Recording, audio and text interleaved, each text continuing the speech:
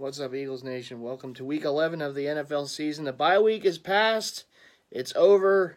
And, of course, we did get a nice little bye week treat there with Dallas losing to Minnesota at home this past week. So the Eagles and Dallas are all knotted up now at 5-4. Division play, so important right now. Obviously, the rest of the season, with the record where it is right now, the schedule the rest of the way, on paper at least, and you can do what you can with paper, but on paper at least it does favor the Eagles.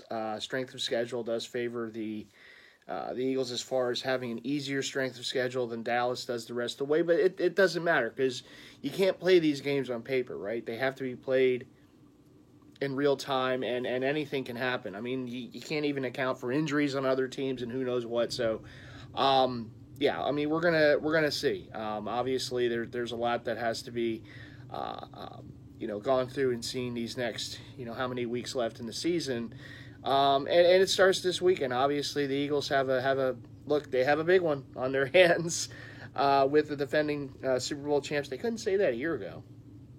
We could say that a year ago.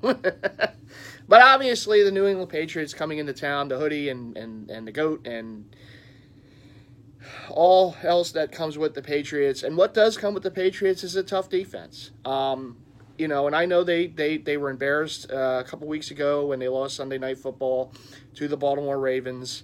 And obviously they had a bye week. They had an extra week to think about it. Belichick had an extra week to plan. Of course, he did have an extra week to plan for the Super Bowl some years ago. And Philly. So anyhow, no, I know it's going to be a tough game, and obviously, here we go again, leave it to the Eagles. I think they're like the only team that can come out of a bye week and have more injuries. I mean, I don't know what these guys are doing during the bye weeks, but obviously some of these could have been lingering from the season and last week and who knows what, but of course, first and foremost, tip the hat, Darren Sproles going to be out the rest of the season, and I do hope he calls it a career at the end of this year. I know he kind of hung on there. And look, when you're a player, when you're a competitor like Darren Sproles, I know he was on the Eagles team and was part of the Eagles team when they won the Super Bowl a few years ago, when they won Super Bowl 52. Obviously, he wasn't on the field because he got hurt during the season. He was out like many other players that year, and the Eagles overcame it. I know he wants to be on the field for that last game and for the confetti to fall on him. And if there's any player in this league deserving of that, it is Darren Sproles. He's had a hell of a career.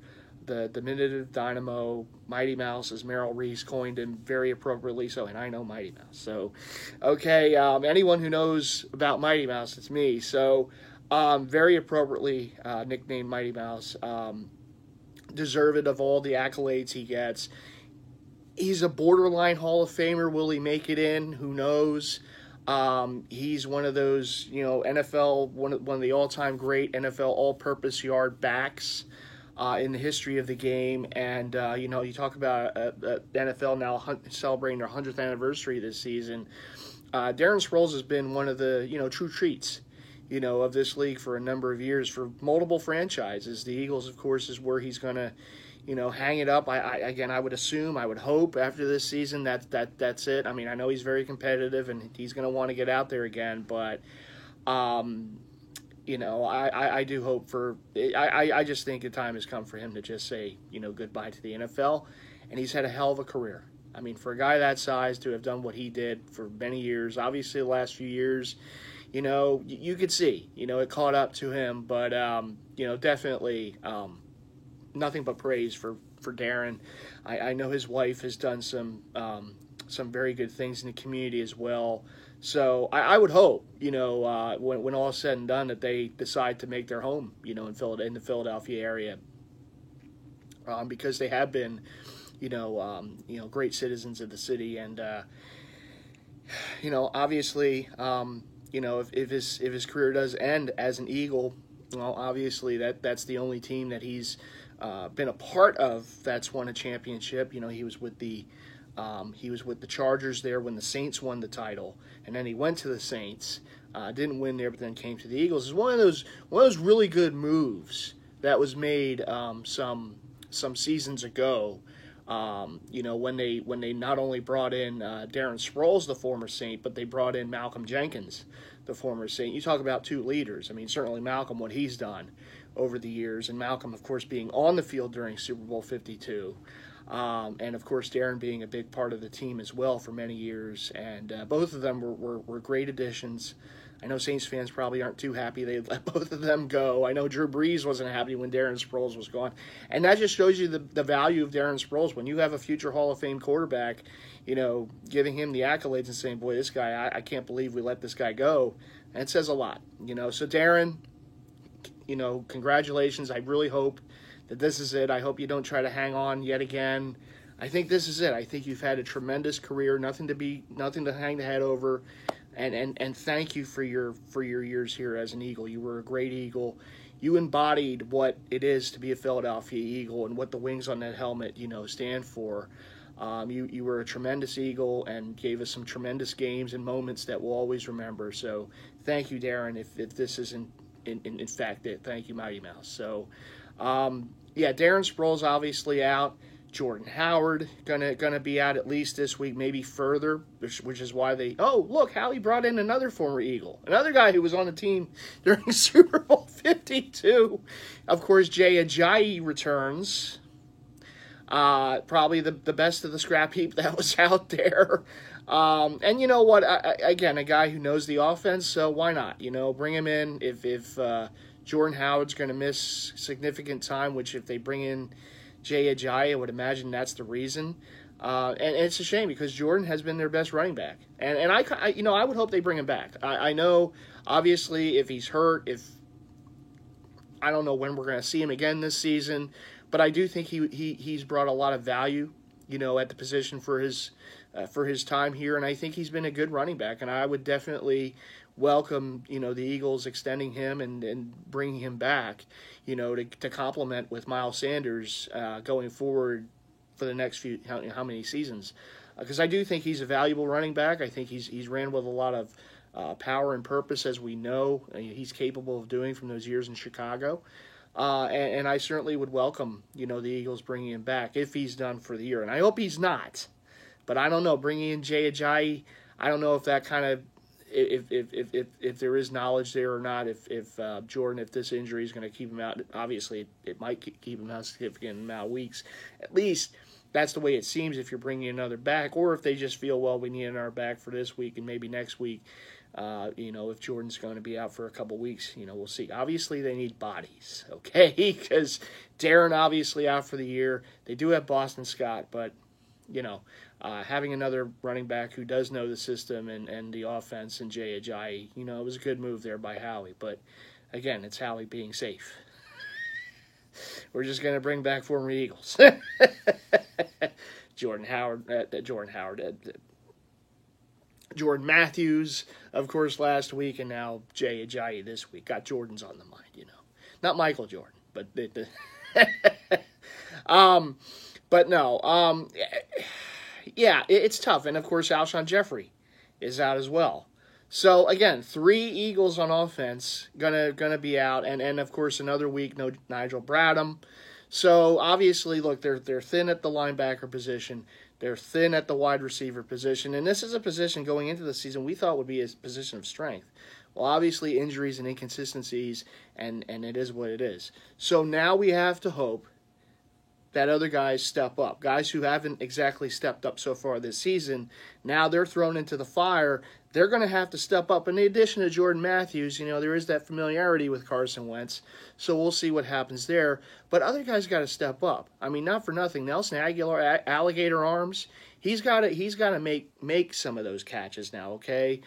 He's got to make some plays. J.J. Arcega-Whiteside, we still don't know what he is in the NFL. And I do think it's kind of unfair to judge a guy on his rookie year whether he's going to be a success or not. But at the same time, we really haven't seen him. And it's basically for the fact that he's still learning the playbook. But now his role becomes a little bigger, right? Mack Hollins' role becomes a little bigger. So we're going to have to get the most out of these players. And Carson Wentz, I have said this before, I will continue to say this, I believe in number 11. I think this guy is a great franchise quarterback. I believe they did the right thing by keeping him and moving on from Nick Foles. All due respect to Nicky Six, Super Bowl 52 MVP. Patriot fans remember. They remember. Tom Brady remembers. Didn't want to shake his hand after the game. But anyhow, I do believe that was the right decision. I do think it's been a detriment to Carson and to this offense and to the offensive scheming that the receivers aren't making enough plays for the guy. And I know, look, not every throw is going to be perfect. Okay, you name me a quarterback in this league where every throw is perfect, pinpoint perfect. No, receivers make plays. They adjust the passes. They go out, they extend their arms to catch the ball when it's a little overthrown. They dive to catch the ball. They make plays. You look at all these great quarterbacks in the league right now, and the common denominator for all of these quarterbacks is the wide receiver cores are making plays. Are the quarterbacks great? Sure. But those wide receivers are making plays for them. They're extending the plays. They're beating their man, and they're making plays. They're making the extra effort. They're catching the damn ball. They're catching the ball, which is what the receiving core on this team hasn't always done for Carson this season. And there's been a lot of talk over the last weeks and weeks and weeks on end about Carson and about, they should have had, why isn't he doing the things that we're seeing some of these other quarterbacks do? Well, there's a reason for that. It's because his wide receivers have been a hot mess. I mean, Alshon Jeffrey has regressed. All right, he's slow. I don't know if you've noticed this or not. He's slow, and even him, a guy who was sure-handed, is dropping a lot of passes. Again, I call him Nelson Alligator Arms. How many times in big moments have we seen him drop a ball? Right? Guys running wrong routes. It's just all season long, since Deshaun has been out with injury, it's been a comedy of errors for the wide receiver core. And even with that, this team is 5-4. And one of the big reasons why they're 5-4 is, guys have started playing a little better on defense, but number 11, without Carson Wentz, this team is a below 500 team right now. It's a below 500 team. And yes, they ran the ball effectively, but Carson also made some plays. He made some plays keeping plays alive with his feet. Made some good throws, made some plays. And I heard a stat last night on the radio, or yesterday driving into work, rather, on the radio. It was a Reuben Frank stat. It was a Rube stat, right? And you take away Carson's worst two games, supposedly worst two games over the last couple seasons. And these are stats going from the 2017 year, which of course was a Super Bowl year, up until the current time. And if you take away the New Orleans game from last season, which was just god-awful, and the Atlanta game from this season, his touchdown to interception ratio is something like 68-13. 68-13 without, big-time wide receivers, as you see some of these other teams have. 68-13. Okay, the guy doesn't put you in jeopardy every game. He's not giving the ball to the other team left and right. How many years? And I know the guy won 2 Super Bowls with the Giants. Okay, and I get that. Well, much respect. Okay, against the Patriots. All right? Speaking of being the Patriots in the Super Bowl, right?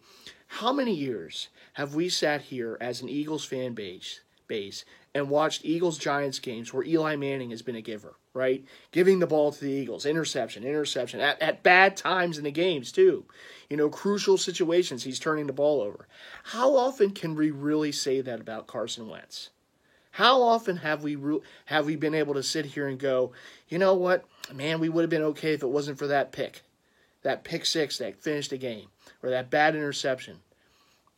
I mean, how often? The guy has been good. And again, is he perfect? No. Does he have things to do a little better? Absolutely.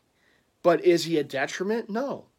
Is it, we'll never win with... I hate it when people say we'll never win with Carson Wentz. I hate that.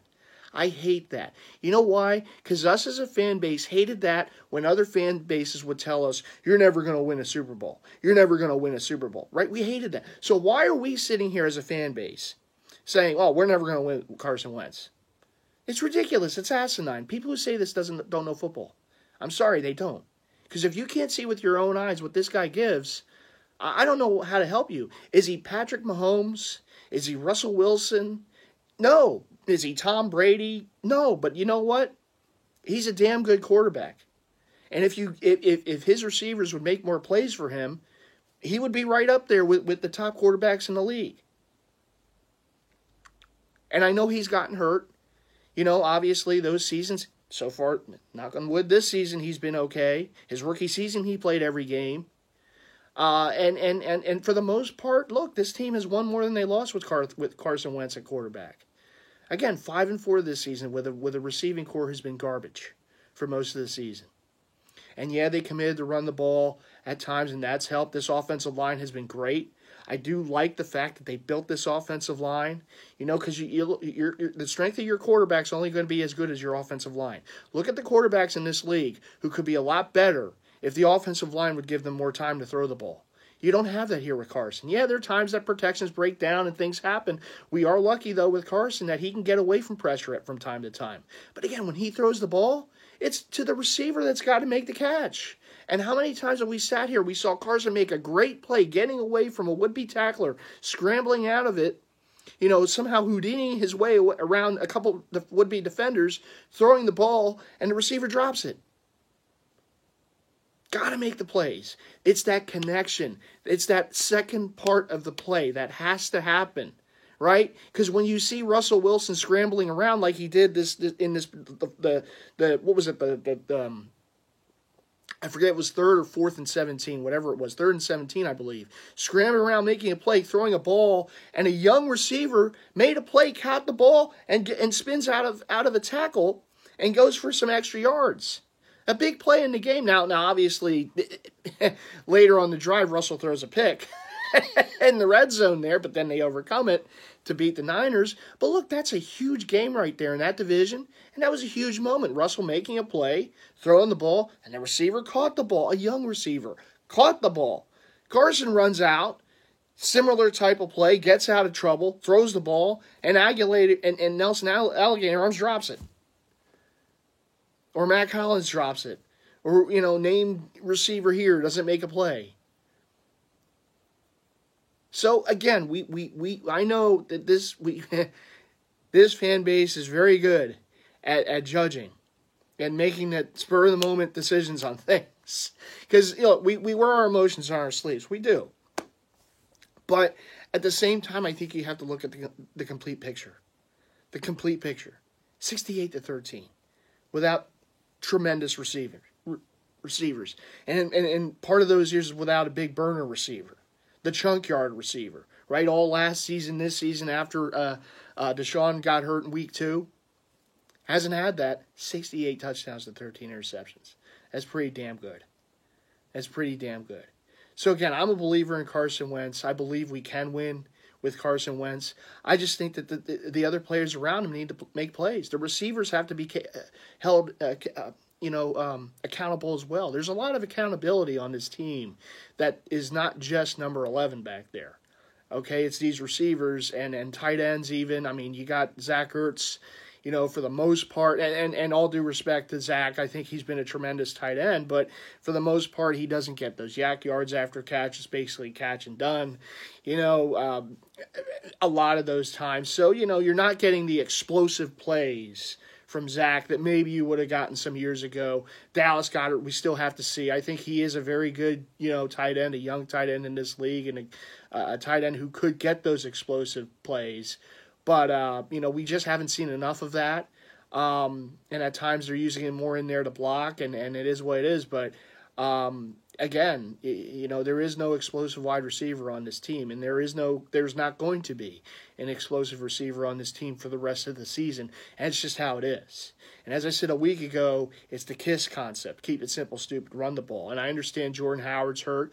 You brought in Jay Ajayi. We'll see. Boston Scott's role might get a little bigger. Miles Sanders' role might get a little bigger. Talk about a guy who could be explosive. And the one explosive factor they might have is Miles Sanders, right? A running back who can hit you big chunk plays running and hit you with big chunk plays receiving. So I think his role gets bigger in this offense right now. Maybe that's a little unfair for a rookie, but it is what it is. Obviously, the tight ends have to be a little more involved, Ertz and Goddard. And again, this offensive line just got to continue to do what they've been doing because they've been great. I mean, not for nothing. And yeah, I mean, you know, Brooks certainly deserves that contract extension that he got because he is one of the best guards in the league, hands down. Guy came back from that injury. I don't even know how he's playing right now. The guy is an absolute warrior, and he is absolutely deserving of his extension, 5-year, I believe, extension. But look, he's been one of the anchors on this offensive line. He'll be a Pro Bowler again this season. Lane Johnson doing great things. Kelsey again, tremendous season at center. And then, of course, the other end, it's been kind of inconsistent, but, it's been a little better from the other side. And I like, I like how, I like how Dillard's played at left tackle after, of course, Peters has been out. So, Sayamalu at the other guard, I think, is doing better. I mean, he had his horrible game against the Falcons, but I think ever since then, Sayamalu has played better, consistently better as the weeks have gone on. And this offensive line, again, is one of the best in the league, if not the best. I mean, I know I'm biased. I think they're the best. I think it's the best offensive line in the league. I think they're great at run blocking. I think they give Carson enough protection to make him try to make those throws. And again, it's up to the receivers to catch the ball. And but I think they got the best. And I think this offensive line is going to be leaned on quite often here as we go forward here this week, next week, and the rest of the season. Their roles become that much bigger. Because, again, I do believe that, and hope Doug and the coaching staff can remember when this offense is at their best, it's when they're running the ball. Because when they're running the ball, it opens things up for the passing game. No matter who the receivers are, it opens things up for the passing game that much more. It's just the defense has to stay honest. You put 8 in the box to try to stop the run. Here they come over the top. So again, it's that much more important for this offensive line to continue to do what they've been doing, and just being the rock on this offense. Being that rock as they've been for how many years now, going into this season and into this season. Continue to be that rock up front for number 11. Defensively, look, this isn't the same Patriots as they once were. Obviously, Gronk is gone. We saw him in the Super Bowl a few years ago. He retired after last season. And I think it's been a big issue for the Patriots passing attack.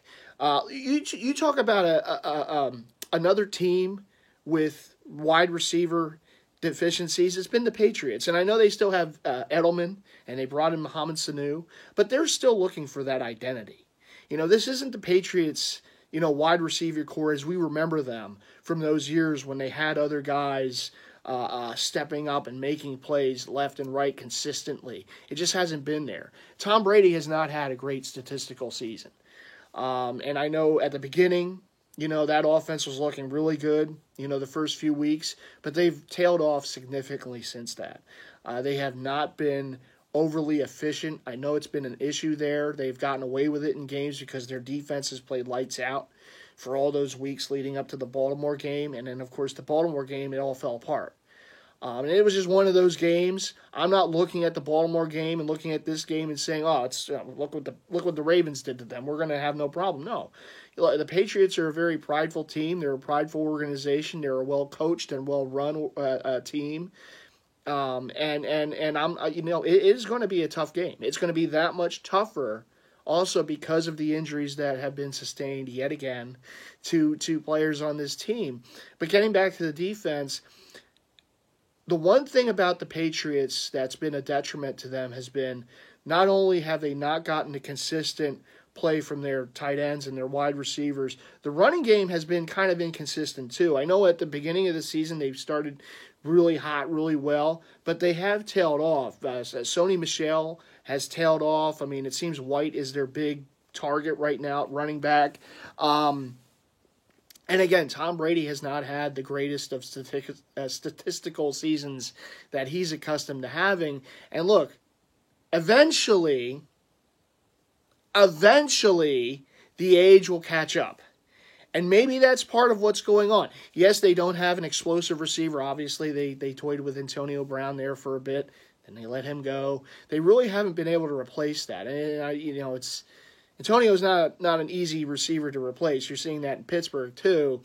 But they really don't have that big-time burner, that big-time playmaker. Edelman is as close as they have, and he's been doing it for a number of years there in New England, and the Eagles have to watch out for him. But there really isn't that other guy. It's like, and we'll see. I mean, Sanu is kind of new to that offense too. We'll see other receivers that they just haven't had that Patriot way, I guess, that we've all been accustomed to seeing over the years. Every time you need it on third down, a guy's making a play, right? It just seems it doesn't matter who. All those years with Welker, all those years with insert player here, it hasn't exactly worked this year for them. But the one thing that they have been Baltimore game withstanding consistent as is defense, getting turnovers. They're one of the best teams in the league defensively at turnovers. Now, they are going up against an Eagles team that doesn't turn the ball over that often. Okay, so one of their great strengths is not one of our great weaknesses. Because Carson's pretty good at taking care of the ball, not turning it over, And for the most part, in recent weeks at least, the Eagles running backs have not put the ball on the carpet. I know there was a time there they were fumbling the ball and whatnot. Miles Sanders, obviously, that one game was at the Detroit game, I believe, where he fumbled the ball two straight times on a possession. We haven't had a lot of that now. Again, knock on wood. Okay, that we're not going to have that in this game tomorrow, because I do believe that is a very big key for this game. The Eagles' offense cannot turn the ball over. If they lose the turnover battle, they're going to lose the game. Okay, that's just it. You can get some turnovers on the Patriots, and this defensive line, and for ragtag as they've been, right? Guys getting hurt, guys coming in, whatnot, not going after defensive ends that maybe they could have, what have you. This defensive line has played pretty good all season long, and their biggest strength has been stopping the run. This is the top, I believe, the best run-stopping defensive line in the league. And I know there's other defensive lines that might have better statistical numbers or whatnot, but when I look at this defensive line and I see what they do week after week, stopping the run, making their opponent one-dimensional every single week just about, I put them right up there. I'll put this defensive line and their defensive ferocity against the run against any defense in the league right now, against any defense in the league. And they've shown it week after week after week, even with the injuries. They continue to bring it. They continue to stop the run. And one of the things they've gotten better at as the season's gone on is getting more pressure on the opposing quarterback, getting sacks, and some of that pressure has led to turnovers. This team has gotten the ball away from the opposition more in the past, how many weeks than they have obviously to start the season. Where we're all going, man, damn, when's this team going to get a takeaway? So they've gotten a little better there. I do think the secondary has played better. I know it's been much maligned, and rightfully so, but I think in recent weeks, now obviously they went up against Allen and Trubisky, so it's not like they went up against top of the top, quarterback play, but I think they have played better in recent weeks. They have gotten some guys back, obviously Mills and Maddox and Crevion LeBlanc, I believe, is coming back tomorrow, so they're getting guys healthy in the secondary, and that's a good thing. Now they have that depth in the secondary that they didn't have earlier in the season, with guys going down with injury and guys, being hurt to start the season. I still wish they would have traded for Minkah Fitzpatrick. I do. Him, Jalen Ramsey, but Minkah was still under contract. It would have been a much better, pick at that. It is what it is. It is what it is. I'm not going to go down that road again. But I do believe that, look, the secondary has played better, and one of the reasons they have played better is because the defensive line is getting that push, is getting that pressure on the opposing quarterback, and they've done it the past, few weeks. They've also stopped the run, and again, like I said, it just makes their opponent one-dimensional. And if that one dimension is throwing the ball, when the ball's in the air, there's a chance you can get it. So, again, credit where credit's due. I think the defense is certainly playing better, and they're gonna have to. Look, tomorrow, this is a game where you have to get pressure on Tom Brady. You can't let him sit back there and have all day and pick you apart. Because even though his stats aren't really that great this season, he's still Tom Brady. It's still the Patriots, and if you give him time, he's going to pick you apart. So the onus and the importance again for this defense is to get pressure on number 12. Make him uncomfortable. Make him as uncomfortable as he can be back there.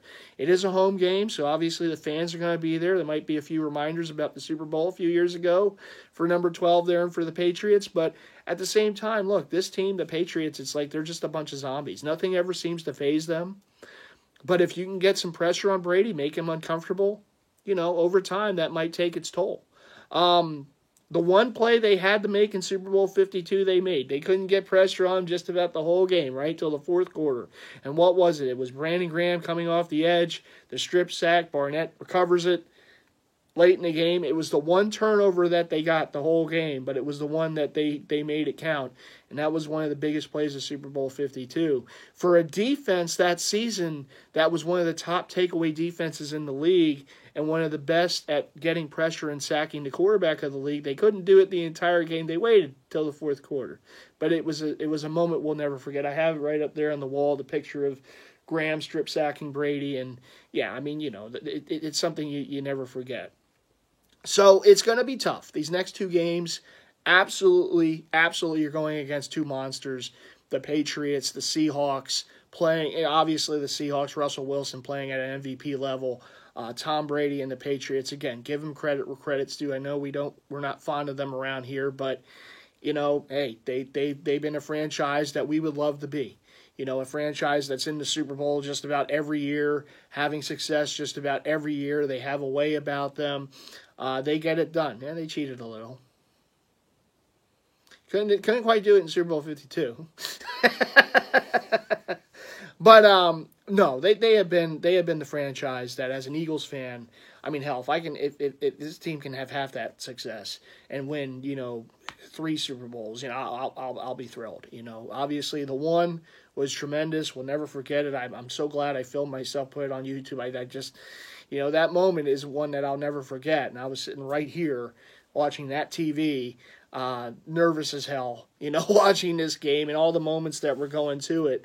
The Philly special, obviously, the strip sack, just everything that came with that game.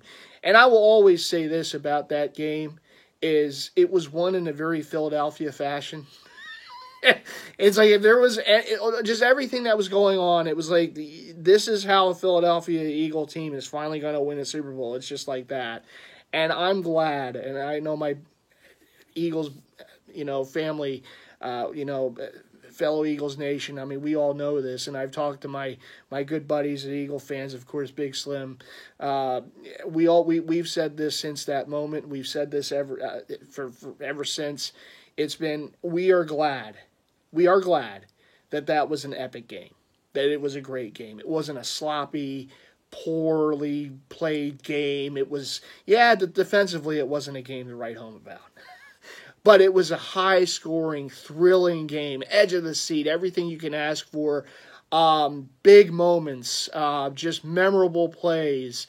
One of the all-time great calls in Super Bowl history, the Philly special.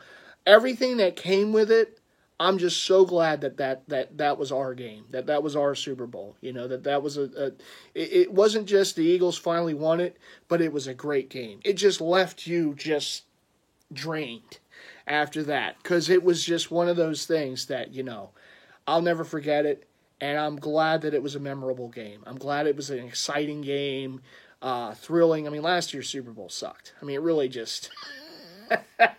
If you're a defensive fan, maybe, but it was crap. Last year's one was just so bad. I'm just glad we had one where it was great. It was tremendous from start to finish, and it lived up to everything that we always hoped it would. And believe me, the celebration afterwards, never forget it. The parade, just the joy on people's faces. I mean, we earned it. We earned it. And I know that some fan bases might be watching these vids. I don't know if they ever watch these vids, but watch these vids and they might not understand. They just might. Patriot fans might watch this. They're so used to it that it's almost like, okay, we won another one. Whoop-de-doo. It meant something here to win. Because for all those years of not doing it and coming close some years and, what have you, and hearing it from other fans that you're never going to win, Dallas fans giving it to us all the time, Giant fans, Redskin fans, you're the only team in division without a Super Bowl, even though we won 3 NFL titles before Super Bowls, including one against Vince Lombardi, and the Packers, the only team ever to do it again in a championship game against those great Packer teams. But for all those years, people telling us we're not going to get it, we're not going to do this, you'll never see it, blah, blah, blah. And, it might sound trivial. It really, because look, we, as a fan base, we have no control over what this team does, win or lose. It really, particularly people like me, you just sit in front of, in the man cave here in front of the TV, they can't hear me. I complain about things or I cheer things, they can't hear me. But at the same time, just all those years. And every which way, and even that season, as great as things were going, and then here come the injuries and everything, and it just, that moment when they won, not just winning, but beating a great dynasty in the Patriots and doing so, it's like those fans could never say anything. Maybe they have more than us still, maybe the Dallas fans with their 5, and the Redskin fans with their 3, and the Giant fans with their 4, and it's been a while for those teams. But even with that, us winning it and beating the Patriots in an epic game, I mean, they really couldn't. They couldn't. We finally got it, and it was like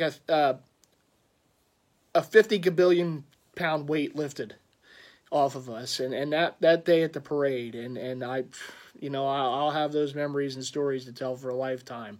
My buddy Mark M. and I, we went down there, and boy, it was interesting getting there. Because it was quite crowded, and it was, yeah. But we got there, and the story of us getting there was fun too. I mean, there was a trolley station near him, and I went, and we original plan, we were going to go and we're going there, and first of all, we get to the station, there's like no one there, maybe 1 or 2 other people. It was a small little station. We're waiting there, and these trolleys are going by to go to 69th Street, from the 69th Street terminal, take the train in, and into the city, and we're sitting, and we're standing there. And these trolleys that are supposed to be stopping aren't stopping. They're going by, and they're just because they're full to the brim. People going to the city for the parade, and there's about 2 of them that went by, maybe 3, and we're standing there. We're looking at one another like, well, I guess we're gonna have to try to get down and park at 69th Street. We knew how hard it was going to be to park at the 69th Street terminal, and we didn't want to do it, but we're like, okay, this one trolley went by us, and we're like, okay, let's just go, let's park, let's get in the car, we'll go. As we're walking, the trolley stops. And this is something you can't make up. Trolley stops. Door opens. They look out. They say, hey, you two, we have room enough for 2 people in this trolley. Come on in. And we got in the trolley, and literally they closed the door. You could not fit a notebook left in that trolley, okay? The door closed on us almost. And we got to 69th Street, and we get there, and we go into the train, and another packed train, and we're in there, and there's all these like teenagers or whoever, college students or whoever in front of us, and Mark and I are sitting, and these guys are, they're already lathered up. And they're doing, we're all doing the Eagles fight song and the Eagles chant and this and that, and the train starts up, and we're going, and they're offering us drinks and everything. It's just, we're riding along, and all of a sudden we break out in the Dallas sucks chant. And I think only Eagle fans on the day of a parade, finally winning a Super Bowl, on the day of a parade, we're going to the city, and we're chanting Dallas sucks. I honestly think this is the only fan base that would do something like that. But it was, and again, and getting down there, and we walked from the train station we got off at to Dilworth Plaza, which is just outside City Hall. And we were thinking, the original plan, we were going to go down to the Parkway. Of course, that's where the parade wound up and where Kelsey had that memorable speech on the Art Museum steps and everything. But we saw there was some good location there by the, by the City Hall. And we kind of knew that, even though there was hours to go before the parade was going to come by, the procession was going to come by, we're just going to wait here because we had a good enough spot to see everything, pretty good. And also it was like, if we go down to Parkway, we might not get a spot like this. So let's just wait here. And we're waiting there. And I mean, it was hours on end, but we're waiting there. We're talking to people, and it's the stories, it's all the stories back and forth about, the previous years and the disappointments and, and then of course about the playoffs and about the Super Bowl and how, remember this play, remember that play. It was just, but the look in everyone's face was the same. It was that joy. It was that relief that we finally did it. It was quite a memorable moment. And then of course they come by and it was on the double-decker buses and everything and the confetti flying. I still have a little bag of the confetti I picked up. Just everything I ever thought it could be. And I was glad. And I was glad not only to do it, but to share it with a good buddy of mine, and Mark M. And, we had a blast that day. Feet was hurting afterwards. Hard getting out of the city afterwards. It took us an extra couple hours. In fact, we waited in the city an extra couple hours. We live outside in the suburbs here, but waited in the city for an extra couple hours because I remember what it was like after the Phillies won in '08 and how hard it was getting out of the city then. At that time, I went with my mom to the parade, but obviously this time it was like, okay, there was more people at the Eagles parade, and so we just hung around there, and even that was fun. Just did like people watching, sat outside Mitchell and Ness, watching people walk by. The store was closed, otherwise I'd go in there, but it was a moment, and like I said, it was a series of moments and memories that we'll always have. So that's my little story. And we're playing the Patriots for the first time since that game. So at the preseason, that didn't count for anything. So this is the first regular season meeting between the two since Super Bowl 52, and that's my little recollections of the aftermath and the parade and everything. And so anyhow. And as you see, I'm wearing the gear because why not? You never stop. I'm still picking. And just the other day, Fanatics was having a sale. I got another Super Bowl champion shirt on there. You can never have enough, right? But that one was pretty cool because it said "Party on Broad Street," and I should have probably worn that one for this vid. But the Party on Broad Street, which obviously. Very cool. And then you think about the parade and everything. But all right, finally here, of course, as it is the weekly tradition here, the Festive Four. Of course, Festive with the 4-pack of winners. Last week, Festive goes 2-2, so 500 last week. Festive. I know. That was a what can you do? Of course, Kansas City loses to Tennessee. And the Rams lost to Pittsburgh, but Festive did have the Browns against Buffalo, and Green Bay against Carolina from last week. So Festive now stands at 24-12 on the season. It might not be 41-33 on the season,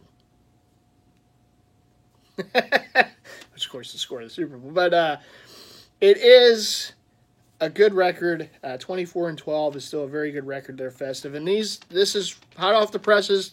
The Festive Four for Week 11, so let's get right into it. First off, Festive likes Minnesota over Denver. To Vikings over the Broncos in that game. Secondly, Festive likes Carolina over Atlanta. Atlanta got a big win last week over New Orleans. Knocked a lot of people out of the suicide pool last week. But Festive does believe Atlanta goes back to losing ways this week against Carolina. Festive likes San Francisco to rebound after a tough loss to Seattle and a win against Arizona. And finally, Festive Lakes Baltimore. Now, those Ravens, they just keep winning. Festive Lakes Baltimore over Houston, and what should be a very good game. But Festive's giving the nod to the Ravens against the Texans in that game. So again, to recap, Festive Lakes Minnesota over Denver, Carolina over Atlanta, San Francisco over Arizona, and Baltimore over the Houston Texans. That's it. That's the Festive Four. Boy, that I was hoping it would go there. It kind of came down like confetti. Hopefully that's a good sign for this game tomorrow. All right, Eagles Nation, that is it. There is no more for this vid. Week 11, we go against in a rematch again of Super Bowl 52. Eagles-Patriots, here we go again. This time, of course, the stakes are a little less. But, hey, big games here for the Eagles, obviously, the rest of the way for the playoff push. And let's get it done. So the Eagles against the Patriots tomorrow. Let's go, Birds! I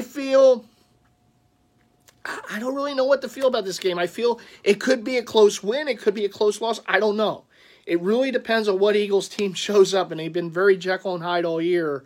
But I believe if they play their game, particularly on the defensive side of the ball, I think that they could disappoint the Patriots yet again. and Tom Brady will walk off the field without shaking hands of Carson Wentz, even though it's not a Super Bowl. But, it is what it is. So, anyhow, Eagles Nation, enjoy the game tomorrow. All of you that are going to be there, be there. Be the difference. Make that noise that we all know that you can. All the guys from 4th and John and all the Eagle Nation out there that will be at the game. Make sure you guys are in full throat as you always are. Guys and gals out there going to that game. Make the noise. Be that difference maker in a game that could be a very tight contested game. Let's get that home field advantage, right, in South Philly. All right, everyone. Take care. Let's go, Birds. And I'll see you after the game at some point. Okay.